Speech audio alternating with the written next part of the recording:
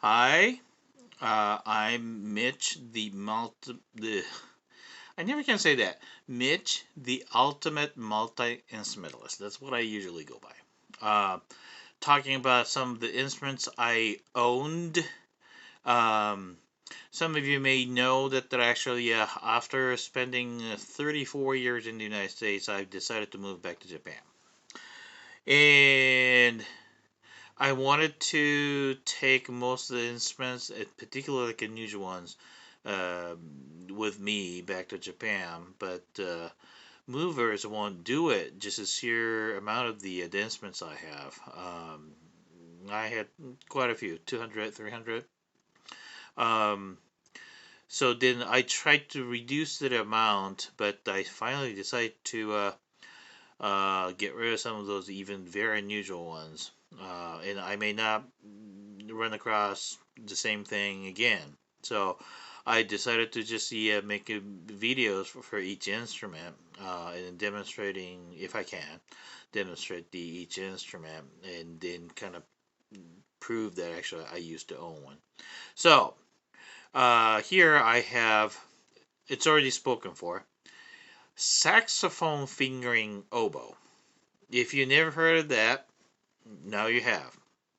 Um, and this thing was in production probably 1930s, 40s, I believe, in saxophone fingering. So that what that means is supposedly the fingering of the saxophone works.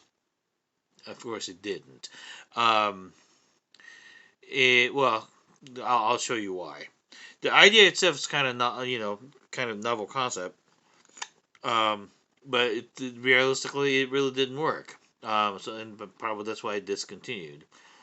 So now, nobody makes them, and it's still. I know that the Loray made fairly significant amount of them, um, and maybe like a military band, the saxophone players could play these instruments without really learning new fingerings. I think that's the intention was, and also oftentimes came with the single reed mouthpiece, oboe mouthpiece, and it had like a teeny tiny bit reed, um, which didn't work well that either. But the hoping that saxophone players can play the oboe without the really learning new anything. Of course, it didn't work, and that's why I discontinued. And I tell you why. Um, so I'm just gonna put the reed back into the water. Okay, so this is how it looks like that, and like that.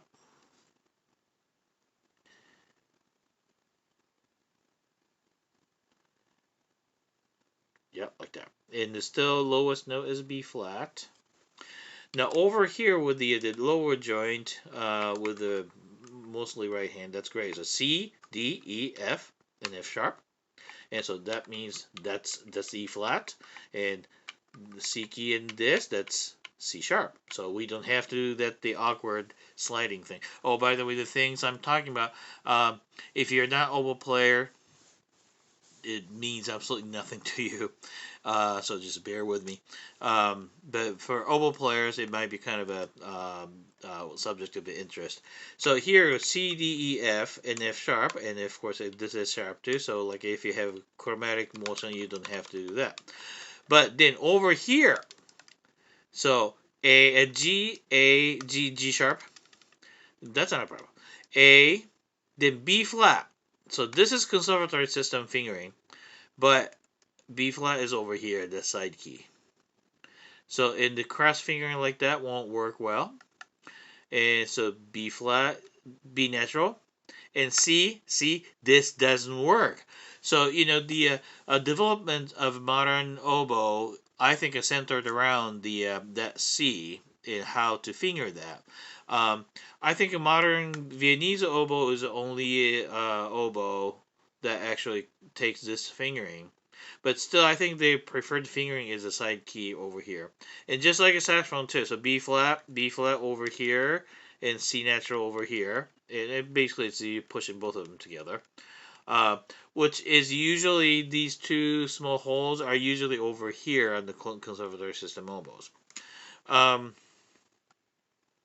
Well, actually, there's a key here. What is that? I just noticed that there's a key. Okay, well, never mind. Oh, well, let's see. Oh, so maybe, still you can do this for B flat with 2 fingers. But still kind of a cumbersome. And C going here with the side keys is just not really that ideal. So, um, let me play that note for you. It's how um, unfitting that note is.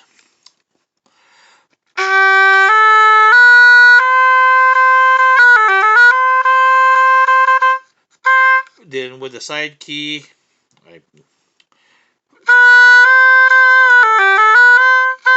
but if you use side key over here, from going from here to D is not really that easy. And old German style oboes have that kind of fingering. And of course, the Viennese oboe probably still have that kind of fingering. It's not necessarily ideal to go from here like that and then to that. And then here's another problem. So I was just doing that because I'm an oboe player. Uh, Half hole. So D with octave key. See what happens. It won't work. It's an oboe, you know. So probably there are some this kind of idiosyncrasies um, may make us to realize that actually this is not a realistic thing, and it probably didn't sell that much either. I assume. I'm not sure, but um, so it it was not successful as an instrument. So just by having as novelty and for the part of history, I had it. But if I tried to get hold of one, if I look for it harder, maybe I can get hold of one again. But you know what? I really can't play this instrument. This particular one is, oh, by the way, it's a Kohlert, Kohller, I believe. Kohlert. Kohlert was German or Bohemian maker, and their normal conservatory system oboes were just a piece of a crap. Maybe crap is not the uh, right word. Um, well, the sh word is not going to good. A piece of garbage. Um, it was not a good instrument. Okay, but this one is actually very good. It's got the beautiful tone. So too bad it's got the disc key system. I cannot really play. So let's see. See if I can play. Oh, and another thing is octave key system. It's a full automatic key system, just like a saxophone. So over here, what we have here are like just like a saxophone, like a high D, high E flat, high that kind of stuff. I never really tried to play that range though, because it feels really cumbersome. Because with a saxophone, instrument itself is big enough, so palm keys, just going this way, just you can touch it. But this one is too small, so it's not palm key. How do you push these things? I'm not sure. So anyway, so I tried to play some famous tunes with this, but this middle C is just killing me.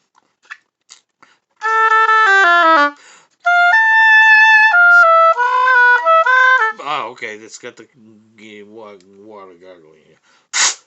Okay, so